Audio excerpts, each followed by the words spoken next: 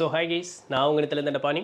இன்னைக்கு autobiography of Yogi. So அதிலிருந்து என்ன செய்தி பார்க்க போகிறோம் அப்படின்னா, ஒரு சின்ன பையன் என்னென்னலாம் ஒரு குசும்பு வேலை அவனால் பண்ண முடியும், அதாவது தனக்கு வேணும் அப்படிங்கிறத நோக்கி போகும் பொழுது என்னென்னலாம் எவ்வளோ பெரிய தடை இருந்தாலும் அதை மீறி என்னென்னலாம் வேலை பண்ண முடியும் அப்படிங்கிறத இன்றைக்கி நம்ம பதிவில் பார்க்க போகிறோம். கூடவே நிறைய ஒன்று ரெண்டு ஆன்மீக நிகழ்வுகள், ஆன்மீகவாதிகளை பற்றியும் நம்ம பார்க்க போகிறோம். சரிங்களா? சரி, இந்த புக்கை பற்றி உங்களுக்கே தெரியும். யார்? பரமஹம்ச யோகானந்தர் எழுதின இந்த நூல். இவர் இந்த ஹிமாலயாஸ் போகணும் அப்படின்னு சொல்லி இவருக்கு அலாதியான ஒரு பிரியம், விருப்பம் அப்படிங்கிறது அவருக்கு எப்பவுமே உண்டு. ஸோ அந்த ஒரு காரணத்துக்காக பார்த்தோம் அப்படின்னு சொல்லும் பொழுது நிறைய முயற்சிகள் செய்கிறார். ஆனால் அந்த முயற்சிக்கு அவருக்கு நிறைய தடை அப்படிங்கிறது ஏற்பட்டுக்கிட்டே இருக்குது. ஒரு கட்டத்தில் அவருடைய பொறுமையை அவர் இழந்துடுறார். என்ன ஆனாலும் சரி, நான் ஹிமாலயாஸ் கிளம்பியா ஆகணும்னு சொல்லிட்டு அவருடைய ஹைஸ்கூல் ஃப்ரெண்டான அமர் மித்தர் அப்படின்னு சொல்லக்கூடியவரோட கூப்பிட்டு, இவர் நாளைக்கு நீ குதிரை வண்டி தூக்கிட்டு வந்துரு, நான் கரெக்டாக எல்லாம் வேணுங்கிறதெல்லாம் பேக் பண்ணி வச்சிட்றேன், 2 பேர் தப்பிச்சு ஓடிடுறோம் அப்படின்னு சொல்லி அந்த அமர் மித்தரும் சரி அப்படின்னு சொல்லிடுறாங்க. உடனே கரெக்டாக பார்த்தோன்னே இவங்க பர்மனெண்ட்டாக இப்போ கல்கட்டாவில் இருக்காங்க. சரிங்களா? ஸோ இங்கேருந்து அந்த அமர் அந்த கேரேஜில் குதிரை வண்டி இருக்கு பாருங்க, அதில் வர்றதில் ஒரு காது கேட்குது. உடனே ஒரு போர்வை, 2 பேர் ஆஃப் சாண்டில்ஸு, 2 கோவணம், அதுக்கப்புறம் ஜபமாலை, அதுக்கப்புறம் லஹரி மகசாய் அவனுடைய ஒரு படம், அதுக்கப்புறம் ஒரு பகவத்கீதையினுடைய ஒரு காப்பி. சரிங்களா? அந்த புத்தகத்தையும் எடுத்துகிட்டு ஒரே ஓட்டம். கீழே அவங்க மாமா மீன் வாங்கிட்டு இருக்காரு. என்னடா ஓடுற இப்படி ஓடனா? ஒன்றும் இல்லை அப்படின்னு சொல்லிட்டு அவர் ரோடுக்கு ஓடிடுறாரு. வண்டியில் ஏறிடுறாங்க. வண்டியில் ஏறி ஒரு ரயில்வே ஸ்டேஷன் வரைக்கும் போகிறாங்க. போனோன்னே 2 பேரும் சராசரியான இந்த இந்திய உடுப்புகளை மாற்றிட்டு ஆங்கிலேயர்கள் போல் உடுப்பும் போட்டுக்கிறாங்க. அதற்கு எங்கே காசு வந்ததுன்னு கேட்டால், இவங்களுக்கு சாப்பிட்றதுக்கு லஞ்ச் மணி கொடுப்பாங்களா, அதை சேர்த்தி வச்சு இந்த ஆங்கிலேயர்கள் உடுப்பு மாற்றிக்கிறதுக்கு உண்டான வழி பார்க்குறாங்க. அதுக்கப்புறம் போகிற வழியிலே பார்த்தோம்னா அவங்களுடைய ஒரு கசின் ஜத்திந்தா அப்படின்னு சொல்லக்கூடியவரையும் கூப்பிட்டு போயிடுறாங்க. இந்த ஜத்திந்தா இந்த 2 பசங்களோட பெரியவர். ஆனால் அவருக்கும் இந்த ஹிமாலயாஸ் போகணுன்னு ஒரு விருப்பம். அதனால் இவங்க எல்லோரும் 3 பேரும் சேர்ந்து ஓட்டம் பிடிச்சாச்சு. இப்போ இவங்க சாயங்காலம் வரைக்கும் ஆளை காணோம், பள்ளிக்கூடமும் போல் சாயங்காலம் வரைக்கும் ஆளை காணோம் அப்படின்னோன்னா ஆப்வியஸ்லி எல்லார் வீட்லேயும் தேடுவாங்க இல்லையா? அப்படி தேடி போய் பார்க்கும்பொழுது ஓகே இவங்க தப்பிச்சு போயிட்டாங்க அப்படின்னு தெரிஞ்சிருது. அங்கே இருக்கக்கூடிய அதிகாரிகளுக்கெல்லாம் சொல்கிறாங்க. மீன்வெயில் அவங்க அந்த ஊரை விட்டு கிளம்பிடுறாங்க. நிறைய ஸ்டேஷன்ஸ் தாண்டும் பொழுது பார்க்கும்பொழுது ஒரு இடத்துல இவங்களுக்குள்ள ஒரு பேச்சு வருது. நம்ம ஹிமாலயாஸ் போனோம்னா அங்கே நிறைய யோகியர்களை பார்க்கலாம், அந்த யோகியர்களை பார்த்தோன்னா அவங்கள போல் நம்ம தியானமெல்லாம் செய்யலாம், அங்கே புலி கூட நம்மளுடைய மடியில் பூனைக்குட்டி மாதிரி படுத்துக்கும் அப்படின்னு எல்லாம் பேச, இந்த ஜத்திந்தாவுக்கு இவங்க சொந்தக்கார பையன், அந்த ஜத்திந்தான்னு அந்த பையன் இருக்க மாதிரி அவனுக்கு கருக்குன்னு ஆயிடுச்சு. சரி, தியானம் பண்ணுறோம், யோகம் பண்ணுறோம், புலி பூனைக்குட்டி மாதிரி ஆகி நம்ம மடியில் படுக்குது, ஒருவேளை அது நடக்கலைன்னா, அது எங்கேயாவது நம்மளை கடிச்சு தின்னுவோடுச்சுன்னா அப்படின்னு ஒரு சந்தேகம். அதனால என்ன ஆயிடுறான் அந்த பையன், இவனுக்கு கிறுக்கணுங்க, இவனுக்கு கூட போனோன்னா நம்ம பழி கொடுத்துருவானுங்க போலன்னு சொல்லிட்டு ஒரு ஸ்டேஷனில் இறங்கிட்டு டிக்கெட் வாங்கிட்டு வரேன்னு சொல்லிட்டு அந்த பையன் ஓட்டம் எடுத்துட்றான் ஊருக்கு. இப்போ ஆக்சுவலாக அந்த பையனை வச்சு தான் ட்ராக் பண்ணி இவங்க 2 பேர்த்து பிடிப்பாங்க. அந்த கதை பின்னாடி வரும். அப்போது உடனே ஜத்திந்தா ஓடிட்டான் அப்படிங்கிறது தெரிஞ்சோன்னே யோகானந்தருக்கு மனசு ஒரு மாதிரி தோண்டு போயிடுது. என்னடா இப்படி போயிட்டான், சரி வா நம்மளும் வீட்டுக்கு போகலான்னா அந்த கூட அந்த ஃப்ரெண்டு அமர் ஹேய் இது உனக்கு வச்சு சோதனைடா, இதில் நீ எப்படிடா தோண்டு போயிடுறது, அப்படிலாம் தோன்றக்கூடாது, வா போகலாம் அப்படின்னோடனே இவருக்கு ஒரே உத்வேகம். ஆமாம் சாமி என்ன சோதிச்சாலும் சரி நம்ம போயே தீர்றோம் அப்படின்னு சொல்லி கிளம்பிடுறாங்க. இந்த கிளம்பும் பொழுது பார்த்தோம்னா இவங்க அண்ணன் அனந்தா அவர் என்ன பண்ணிடுறாரு, இந்த போலீஸ் ஸ்டேஷனில் இந்த இதெல்லாம் சொன்னோன்னா அங்கே ரயில்வே போலீஸ்க்கெல்லாம் இன்ஃபார்ம் பண்ணிடுறாங்க. 2 ஸ்டேஷனில் இவங்களை பிடிப்பாங்க. 2 பேர் பிடிச்சதுமே பார்த்தீங்கன்னா ஆங்கிலேயர்கள் தான். இவங்க ஆங்கிலேயர்களுடைய உடுப்பில் தான் இருக்காங்க. ஆனால் ஆள் மூஞ்சி பார்த்தா தெரியுமே இந்தியாக்காரன்னு. 2 ஆங்கிலேயர்கள்ட்டையுமே இந்த அமர் என்ன சொல்லிடுவார் அப்படின்னு சொன்னால், யார்? யோகானந்தனுடைய ஃப்ரெண்ட் அந்த அமர், எங்கள் அம்மா கிறிஸ்டின்காரங்க, வெள்ளைக்காரங்க, எங்கள் அப்பா பார்த்தீங்கன்னா இந்தியாக்காரரு, அவர் கன்வெர்ட்டட் கிறிஸ்டினு, ஸோ அவங்களுக்கு பிறந்தவங்க தான் நாங்கள், ஸோ அது எங்களுடைய பேர் கிறிஸ்டின் பேர் தான் அப்படின்னு சொன்னோன்னா அந்த ஆங்கிலேயர்களும் ஏமாந்து 2 பேருமே விட்டுருவாங்க. அந்த இப்படி தப்பிச்சு அவங்க எங்கே வரைக்கும் போயிடுவாங்க அப்படின்னு சொன்னால் கிட்டத்தட்ட ஹரித்வார் வரைக்கும் போயிடுவாங்க.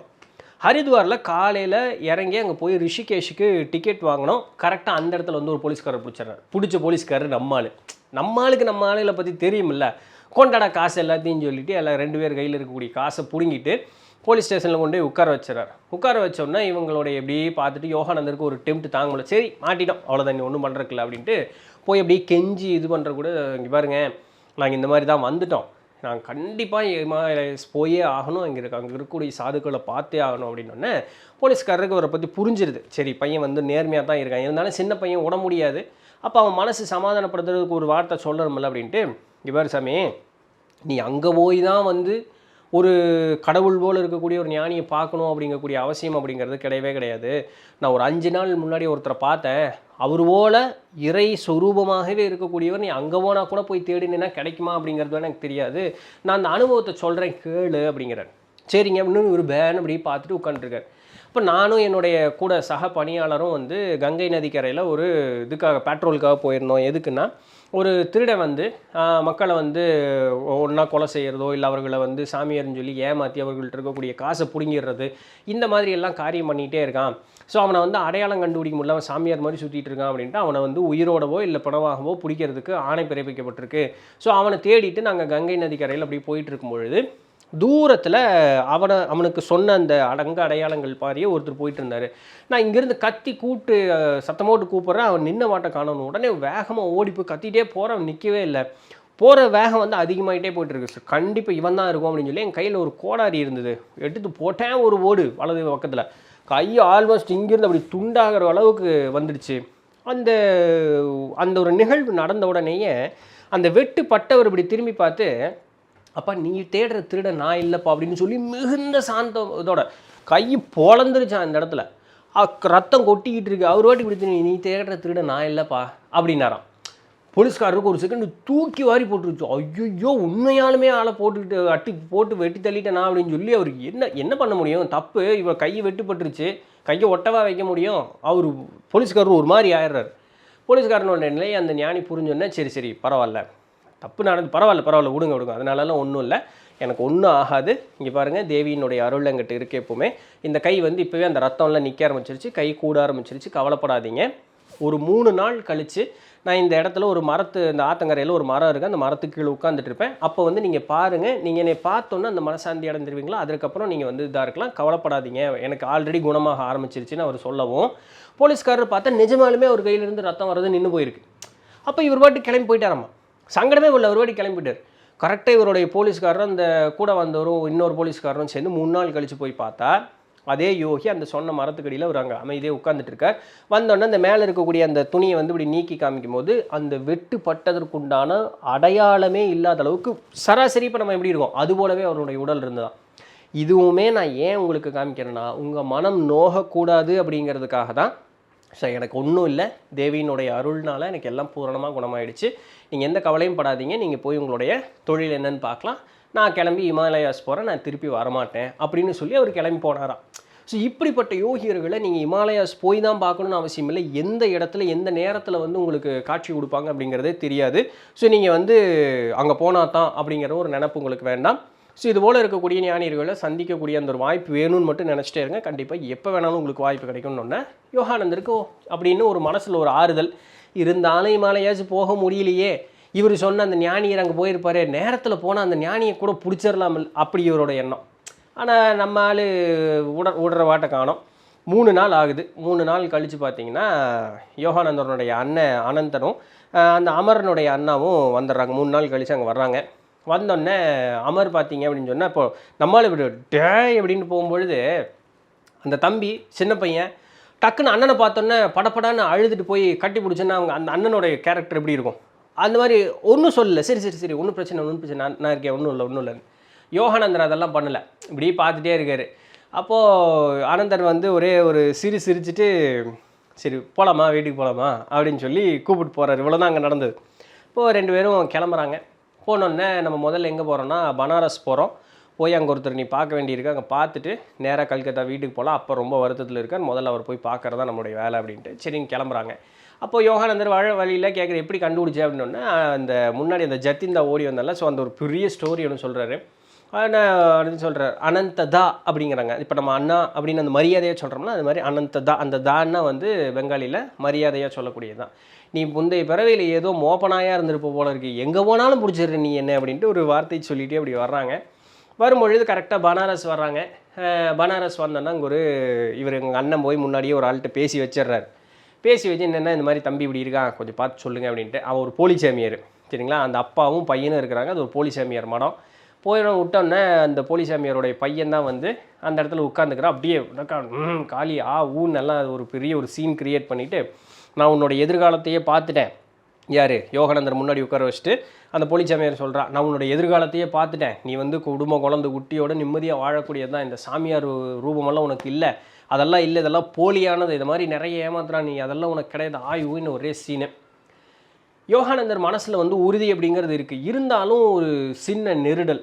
இப்போது மனசில் அப்படியே கலக்கம், அப்படியே மனசை இது பண்ணிவிட்டு சாமிகிட்ட அப்படியே மனசில் நினைக்கிறாராம், சாமி எனக்கு இப்போ மனசில் உண்மையாலுமே குழப்பமாக இருக்குது, ஆனால் என்னோடய எண்ணம் பூரா உண்மையில தான் இருக்குது. இப்போ என்னுடைய எதிர்காலம் என்ன தான் அப்படிங்கிறது நீ இப்போ எனக்கு தீர்க்கமாக சொல்லு. எனக்கு உங்கள்கிட்ட தான் வரேன்னு சொன்னால் நான் உங்கள்கிட்ட வரேன், அப்படி இல்லைன்னு சொன்னால் அதையுமே எனக்கு தெளிவுபடுத்து, எனக்கு என்னன்னே புரியல, நான் ஒரு குழப்பத்தில் இருக்கேன் அப்படின்னு சொல்லி கரெக்டாக சிந்திக்கவும், கண்ணை திறந்து பார்த்தா அந்த வீட்டு வாசலுக்கு வெளியே கரெக்டாக அந்த வாசலில் ரோட்டில் வந்து ஒரு சன்னியாசி அங்கே நின்றுட்டுருக்காரு. இங்கே வா அப்படின்னு கூப்பிட்றாரு. யோகானந்தர் எந்திரிச்சு போகிறாரு. அவர் பாட்டுக்கு பேச ஆரம்பிக்கிற, நீ ஒன்றும் குழப்பிக்காத, உனக்கு சன்னியாசி வாழ்க்கை தான் வாழ்க்கை, அவன் ஒரு போலி சாமியார், அவன் சொல்கிறதெல்லாம் எதுவும் கேட்டுக்கிட்டு இருக்காத, உன் மனசுக்கு எந்த விதமான குழப்பமும் இல்லாமல் இப்போ நீ குழப்பம் அடைஞ்சல அதிலெல்லாம் இருக்காத, நீ எந்த நோக்கி போகிறையோ அந்த பயணத்தில் மட்டும் இரு, எந்த கவலையும் படாத அப்படின்னு சொல்லி அவர் சொல்ல, என்னடா அது நான் மனசுக்குள்ள நினச்சதுக்கு இங்கே பதில் கிடைக்குதுன்னு அந்த உள்ளே இருக்க போலி சாமியார், டேய் அவன்கிட்ட என்ன பேசிகிட்டு இருக்கேன், அவன் போலி சாமியார் இங்கே வா அப்படின்னு சொல்லி உள்ளே கூப்பிட்றாரு. அவங்க கூப்பிட்டோன்னே இப்படி அதை பார்த்துட்டு இந்த பக்கம் திரும்பினோன்னே இங்கே இருக்கக்கூடிய ஆளை காணோம். என்னடா நடக்குதுங்கன்னு அவங்க அண்ணன் அனந்தன் வந்து இப்படி வெளியே வந்தோன்னே, என்ன வா உள்ளே போகலான்னா, இல்லை பரவாயில்ல நம்ம போகலாம், எனக்கு வந்ததுக்கு உண்டான விடை எனக்கு கிடச்சிருச்சு, நம்ம போகலாம் அப்படின்னு சொல்லி இவர் பாட்டுக்கு விறுவிறுன்னு நடந்துடுறாரு. அங்கே உள்ளே உட்காந்துருக்கிற போலீஸாவே, டே என்னடா என்னை காமெடி பீஸ் ஆக்கிட்டீங்க அப்படிங்கிற மாதிரி பேன் உட்காந்துருந்தா. பட் எனிவே அந்த இடத்துல அந்த சீன் முடிஞ்சுது. அப்புறம் கிளம்பி இங்கே போகிறாங்க, இங்கே கல்கத்தா போயிடுறாங்க. உங்கள் அப்பாவை பார்த்தோன்னா அவங்க அப்பாவுக்கு ஒரே மகிழ்ச்சி. சரி அவங்க அப்பா ஒரு வார்த்தை சொல்கிறாரு, சரி உனக்கு இந்த ஆன்மீக நாட்டம் தான் இருக்குது அப்படின்னு சொன்னால் சரி அது அப்படியே இருக்கட்டும், நீ வந்து இந்த ஹை ஸ்கூல் முடிக்கிற வரைக்குமாவது கொஞ்சம் இந்த அங்கே இங்கே ஓடுற வேலை அதெல்லாம் எதுவும் வேண்டாம், முதல்ல ஒழுக்கமாக படி, ஹை ஸ்கூல் முடி, பிறகு எது இருந்தாலும் பார்த்துக்குவோம் அப்படின்றாரு.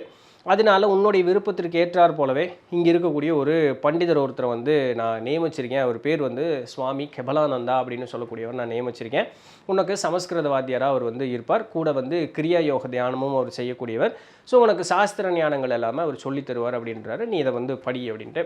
சரி இதற்கு மேலே தந்தையினுடைய சொல்ல நம்மளால் தட்ட முடியாது அப்படிங்கிறதுக்காக யோகானந்தர் அந்த இடத்துல இருந்துடுறாரு. ஆனால் தந்தைக்கு தெரியாத ஒரு விஷயம் என்ன அப்படின்னு சொன்னால், இந்த சுவாமி கெவலானந்தா அப்படிங்கிறவர் லஹரி மகாசாயனுடைய அதி தீவிர பக்தர் மட்டும் இல்லாமல் அவருடைய ஸ்டூடெண்ட்டும் கூட. சரிங்களா, தொடர்ந்து 10 வருட காலம் லஹரி மகாசாயா கூடவே இருந்த ஒரு சீடர், அவருடைய முழு அருட்கடாட்சத்தை வாங்கிய ஒரு சீடர். ஸோ இந்த ஒரு நிலையில் இருக்கக்கூடியவர் தான் சுவாமி கெவலானந்தா. அவருக்கு வந்து இன்னொரு சாஸ்திரி மகாசாயா அப்படிங்கிற ஒரு பேர்லேயே அந்த ஊர் மக்கள் அழைப்பாங்களாம். அந்த ஊர் மக்கள் அவர் மேலே அதிகப்படியான ஒரு மதிப்பு மரியாதை வச்சுருக்காங்க. பிகாஸ் அவருக்கு இருக்கக்கூடிய அந்த சாஸ்திர ஞானம் அப்படிங்கிறது ரொம்ப அதிகம். அப்போது இவர் வந்து சமஸ்கிருதம் சொல்லி தரக்கு தான் அந்த இடத்துல வராரு. யோகானந்தர் என்ன சொல்கிறாருன்னா, நான் கடைசி வரைக்கும் சமஸ்கிருதத்தில் பாண்டித்யம் பெறவே இல்லை, அவர் எனக்கு சொல்லி தந்து நானும் அதை படிக்கவும் இல்லை, எனக்கு சமஸ்கிருதமும் பெருசாக மண்டையில் ஏறவும் இல்லை. ஆனால் வேறு வகையில் எனக்கு அவர்கிட்டருந்து கிடைக்க வேண்டிய இன்புட் கிடச்சிது. என்னென்னா, இவர் எப்பெல்லாம் பாடம் சொல்லி தர வர்றாரோ அப்போல்லாம் பூரா லஹரி மகேஷை பற்றி சொல்லுங்கள் அந்த அனுபவத்தை சொல்லி இதை பிடிச்சே நோண்ட வேண்டியது இவருடைய வேலை. அவர் ஒரு கட்டத்தில் பெருசாக எதையும் கண்டுக்க மாட்டார். ஒரு கட்டத்தில் அவரே பேசுகிறார், அன்றைக்கி என்னமோ ஒரு மூடு போலைங்க, அவராக வந்தார், பாடம் அன்றைக்கி எடுக்கலை, டக்குன்னு எங்கள் குரு வந்து எவ்வளோ பெரிய ஆள் தெரியுமா அப்படின்னு ஆரம்பித்தார். சிக்குனார்ரா அப்படின்னு சொல்லி, அப்படியா சொல்லுங்கள் அப்படின்னு சொல்லிவிட்டு நானும் அவர் நோண்டி விட்டு அப்படியே உட்காந்துட்டேன். என்னுடைய குரு வந்து ரொம்ப பெருமையாக பேசுகிறாருங்க, லஹரி மகாசாயை பற்றி ரொம்ப பெருமையாக பேசுகிறாரு. அவர் வந்து இந்த புத்தக அறிவு அப்படிங்கிறதெல்லாம் அவருக்கு வந்து கிடையாது. அவர் சொல்கிறது எல்லாமே பொன்மொழியாக இருக்கும். அது நீ ரெஃபரன்ஸ் எடுத்து பார்த்தீங்கன்னா அது கரெக்டாக இருக்கும். அவர் புத்தகத்திலேருந்து எடுத்து சொல்லணும்னு அவசியமே இல்லை. அவர் சொல்லுவார், அதுக்குண்டான ரெஃபரன்ஸ் பண்டைய நூட்களில் இருக்கான்னு எடுத்து பார்த்தா கரெக்டாக இருக்கும். ஸோ அது எந்த வகையிலையுமே குறையை கண்டுபிடிக்கவே முடியாத அளவுக்கு அவருடைய வாக்கினுடைய அந்த சுத்தம் அப்படிங்கிறது அந்த இடத்துல இருக்கும். யாராவது ஒருத்தர் இந்த நூலில் இந்த மாதிரி ஒரு வாக்கியம் படித்தா அதற்குண்டான விளக்கம் இதுதான், எனக்கு கொஞ்சம் தெளிவுபடுத்த முடியுமா, அவர் ஒன்றுமே சொல்ல மாட்டார். உனக்கு தெரிஞ்ச விளக்கம் என்னவோ அது சொல்லு, அதில் நான் எப்படி அதை அணுகணுங்கிறது நான் சொல்கிறேன் அப்படின்னு சொல்லுவாராம். அப்போ இந்த நூலில் இந்த சாஸ்திரத்தில் இந்த மாதிரி இருக்குது, இதுதான் அதனுடைய அந்த சொற்றொடர், இதுதான் நான் வந்து இது என்னுடைய புரிதல் இதுதான்னு சொல்லும் பொழுது அந்த புரிதலில் எந்த மாறுதலை சரியாக ஏற்படுத்திக்கிட்டோம்னா, அந்த பார்க்கக்கூடிய கண்ணோட்டம் இப்படி இருக்குது அப்படிங்கிறத நம்ம ஏற்படுத்திக்கிட்டோம்னா அர்த்தம் கரெக்டாக புரியும் அப்படிங்கிறத ரொம்ப அழகாக சொல்லி காட்டுவாராம். அதற்கேற்றாறு போலவே இருக்குமா, ஆடடா இதுக்கு இப்படி ஒரு கண்ணோட்டம் கூட இருக்குல்ல, இந்த கண்ணோட்டத்தில் அப்ரோச் பண்ணால் நம்ம தேடி போகிறதுக்கு உண்டான விடை கிடைக்கிறதுல அந்த மாதிரி இது இருக்கும். ஸோ அதனால் உங்களால் அதுதாங்க ப்ராப்பர் குரு. அவர் நீங்கள் எந்த வகையிலுமே எதுவுமே சொல்லவே முடியாதுங்க. அவர் சொன்னால் சொன்னபடி இருக்குங்க. அந்த மாதிரி ஒரு குரு வந்து லஹரி மகாசாயாவாக இருந்திருக்கார். அவர் எப்பவுமே சொல்லக்கூடியது ஒரு வழக்கமாக, ஏன் நூல் படிச்சுக்கிட்டே இருக்கீங்க, ஏன் என்னை தேடி வந்துக்கிட்டே இருக்கீங்க, நம்ம சொல்லக்கூடிய சொற்கள் அப்படிங்கிறது வெறும் சப்தம் தான். அது வந்து அதுக்கு எந்த அர்த்தமும் கிடையாது. எழுதக்கூடிய எழுத்துக்களுக்கு எந்த அர்த்தமும் கிடையாது. நாமளாக உண்டு பண்ணிக்கிட்டது அவ்வளோதான். இது வந்து வெறும் ஒரு கருவி தான். நீ என்ன பண்ணுறேன்னா கருவியை பிடிச்சிக்கிற, ஒன்றா நூலை பிடிச்சிக்கிற, இல்லை அந்த நூலை பற்றி பேசுகிறவனை பிடிச்சிக்கிற. கருவியை பிடிச்சிட்டு ஒரு பயனும் இல்லை. ஆதாரத்தை பிடி, தியானம் எப்பவுமே தியானம் டைரெக்டாக சோர்ஸ்கிட்டே போயிடும். அது உன்னால் விளக்குவதற்கு முடியாத அளவுக்கு உண்டான ஒரு அனுபவமாக இருக்கும். அதுதான் உண்மையான அனுபவம். நீ அதை தான் பண்ணணுமே தவிர அதை விட்டு போட்டு இது மாதிரி எல்லாம் நீ பிடிச்சிக்கிட்டு இருக்கு, இது பண்ணாத அப்படிம்பாரமா. ஸோ அந்த மாதிரி இருக்கக்கூடிய நேரங்களில் எல்லாருமே அவர் வந்து முழுக்க இது கிரியா யோகத்தை தான் வந்து பாடமாக சொல்லி தருவார். யார் எப்பேற்பட்ட பிரச்சனைன்னு வந்தாலும் சரி, அதுக்கு கிரியா யோகாவை தான் ஒரு சொல்யூஷனாக தருவார். அதை பயிற்சி அவங்க பண்ணும்பொழுது அதில் அவர்களுக்கு ஒரு விடையும் கிடைக்கும் அப்படிங்கிறது இதில் இருக்கக்கூடிய ஒரு முக்கியமான ஒரு விஷயம். இப்படி இருக்கும்பொழுது அவர் திருப்பன்னு சொன்னார், நான் சொல்லித்தர்றேன், நீ அதை கேட்டுட்டு போயிட்டு எதுவுமே பண்ணாமல் இருந்தேன் அப்படின்னு சொன்னால் அதில் ஒரு பயனுமே இல்லை. ஸோ முழுக்க பயன் அப்படிங்கிறது எதில் இருக்குது? நீ பண்ணக்கூடிய பயிற்சியில் தான் வந்து பயன் அப்படிங்கிறது இருக்குது. நேரடியாக அந்த இறைங்கிற தன்மையை நீ பிடிச்சா தான் உனக்கு வந்து கிடைக்க வேண்டியது எல்லாமே கிடைக்கும். அதுதான் பூரணத்துவம் அப்படிங்கிற அந்த ஒரு வார்த்தையை அடிக்கடி எப்பவுமே சொல்லுவாராம். இப்படி இருந்துட்டு இருக்கக்கூடிய ஒரு நேரத்தில் அவங்களுக்கு ஆசிரமம் இல்லை, அது அவருடைய வீடு. இவருக்கு பணி செய்து கொண்டு இருக்கக்கூடிய ஒருத்தர் பேர் ராமுன்னு பேர். அவர் வந்து பிறவி குருடு, சரிங்களா, நேத்திரம் இல்லை, பிறவி குருடு. அப்போது அவர் வந்து அவருக்கு உண்டான பணி, சாமரம் வீசுவது உண்டான சிறு சிறு பணிகளை செஞ்சுட்டு அந்த வீட்டில் அப்படி இருக்கார். அப்போது ஒரு நாள் வந்து இவர் சுவாமி கெபலானந்தா அவர் பார்த்துட்டு, ராமு இங்கே வா அப்படின்னோடனே, சுவாமி சொல்லுங்க, உனக்கு எப்போல இருந்து கண்ணு தெரியல அப்படின்னோடனே, நான் பிறவியிலேருந்தே எனக்கு பார்வை இல்லைங்க அப்படின்ட்டு. சுவாமி நம்ம லஹரி மகாசாயும் இருக்கார், அவர் இவ்வளோ சக்தி வாய்ந்தவர், ஊரில் இருந்தெல்லாம் வந்து என்னென்னமோ பார்க்குறாங்க கேட்குறாங்க, என்னென்னமோ நடக்குது, நீ கூடவே இருக்கியே, நீ அவர்கிட்ட கேட்டேன்னா உனக்கு பார்வை வந்துடும்ல, நீ கேட்டு பார்க்கலாமே. இல்லைங்க அது எப்படின்னா, அதாவது நம்ம சாமிகிட்ட கேட்கறதுல என்னவோ இருக்குது, நீ என்ன பண்ணு நாளைக்கு அதை கேட்டுப்பார் அப்படின்ட்டு. ராமுவும் வந்து போய் கேட்குறதுக்கு அன்னைக்கு அடுத்த நாள் போகிறாரு. ஆனால் அவர் கேட்குறதுக்கு ஒரு தயக்கம். என்ன தயக்கம் பாருங்கள், அவர் செஞ்சு தருவாரா மாட்டாராங்கிற தயக்கம் இல்லை, அந்த மனதனுடைய தூய்மை தன்மையை பாருங்கள். ஒரு ஞானிகிட்ட போய் ஞானம் கொடுன்னு கேட்கறது தான் நெறி. இந்த ஒரு இருந்து அழியக்கூடிய இந்த உடலில் இருக்கக்கூடிய ஒரு உணர்வை வந்து எனக்கு மீட்டு கொடுன்னு சொல்கிறது நெறி அற்ற ஒரு தன்மையாக இருக்குது. இது எப்படி நான் போய் கேட்குறதுன்னு அவருக்கு மனசில் நேரிடலாம். இருந்தாலும் இவங்களும் சொல்லிட்டாங்க, நம்ம இந்த புலன் கிடைச்ச ஒரு ஆசை தானே, அதுவும் மேலிடத்தானே செய்யும். அப்படி போய் அவங்க நின்று, சுவாமி இந்த மாதிரி அப்படின்னு இப்படி பிசைஞ்சு இப்படி நிற்க, லஹரி மகேஷ் அப்படி பொறுமையாக இருந்துட்டு, ராமு யாரும் உன்னுடைய மனசில் ஒரு வேண்டாத ஒரு நஞ்சை வளர்த்திட்டாங்க. அதாவது எனக்கு அந்த மாதிரி எந்த விதமான ஒரு சக்தியெல்லாம் ஒன்றும் கிடையாது. நான் வந்து இறையாற்றல் வேலை செய்யுது, நான் ஒரு கருவியாக இருக்கேன். அது என்ன இறையாற்றல் சொல்லுதோ அதை நான் உங்களுக்கு சொல்கிறேனே தவிர, மற்றபடி எனக்கு இந்த மாதிரி எந்த விதமான அற்புத சக்திகள் அப்படிங்கிறதெல்லாம் எதுவுமே எனக்கு கிடையாது ராமோ. அப்படி அது தவறானது, நான் தான் அதை குணப்படுத்துகிறேன் அப்படிங்கிறது எதுவுமே கிடையாது.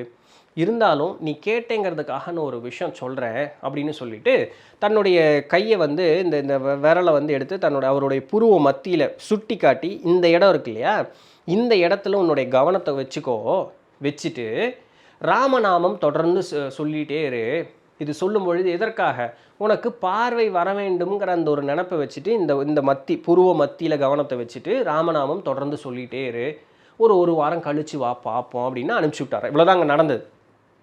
ஒரு வாரம் கழித்து என்ன நடந்திருக்குன்னு நீங்கள் நினைக்கிறீங்க? ஆப்வியஸ்லி, அதாவது பிறவி குருடு, நல்லா புரிஞ்சுக்கங்க, பிறவி குருடு, பிறக்கும் பொழுதே கண் இல்லை, சரிங்களா, ஏதோ இருந்து போனால் பரவாயில்ல, பிறக்கும் பொழுதே கண் இல்லை. ஒரே வாரத்தில் ராமுக்கு கண் வந்துருச்சு. இது நடந்த நிகழ்வு. யோகானந்தர் அவருடைய நூலில் எழுதியிருக்கார், சரிங்களா. அப்போது இங்கே வரும்பொழுது லஹரி மகாசாயை தான் அது பண்ணார். அவர் ஒத்துக்கவே மாட்டேன்டார், கிடையாது, நான் எதுவுமே பண்ணல, எனக்கு இதுக்கு எந்த சம்மந்தமே கிடையாது. ராமு இறையை நம்பினா இறை வந்து அதற்கு உண்டான வேலையை செஞ்சது, எனக்கு இதுக்கு எந்த சம்மந்தமே இல்லைன்னு போயிட்டார் நம்ம ஒரு வாட்டி. இதுபோல் எண்ணற்ற நிகழ்வுகள் லஹரி மகாசாயை வந்து பண்ணியிருக்காரு. ஸோ ஆனால் ஒரு நாள் கூட இது என்னால் நடந்ததுங்கிற அந்த ஒரு எண்ணம் அவருக்கு இருந்ததும் இல்லை. அதை ஒரு நாள் அவர் சொன்னதும் கிடையாது. இறை அவ்வளோதான். நம்மளுடைய பெரியவங்க எப்படி நம்ம இது சொல்கிறாங்களே, இறை ஆற்றல் மட்டும்தான் அந்த இடத்துல இருக்குதுன்னு சொல்லி அதுதான் அவருடைய இதாக இருந்தது. இப்படி இருந்தவரும் கூட கடைசியாக சுவாமி கெபலானந்தர் என்ன சொல்கிறாரு, இப்படி இருந்தவருடைய உடலும் ஒரு நாள் நெருப்பு தின்றது. லஹரி மகாசாய் இப்படி இருந்தவருடைய உடலும் ஒரு நாள் நெருப்பு தின்றது. இன்றைக்கி நம்ம முன்னாடி தூளமாக அவர் வந்து இன்றைக்கி இல்லை. ஆனால் அவர் நமக்கு கொடுத்துட்டு போன அந்த ஒரு ஞானம் அப்படிங்கிறது இருக்குது பார்த்தீங்களா, அது அதன் ரூபமாக அவர் இன்னும் வாழ்ந்து கொண்டிருக்கிறார். இப்படி தான் வந்து ஒரு குரு அப்படிங்கிறவர் வந்து காலம் நீடிச்சும் அவர் வந்து வாழ்வார். தூளமாக அவர் என்றைக்குமே வந்து எல்லா குருமார்களையும் நம்மளால் பார்க்க முடியாது.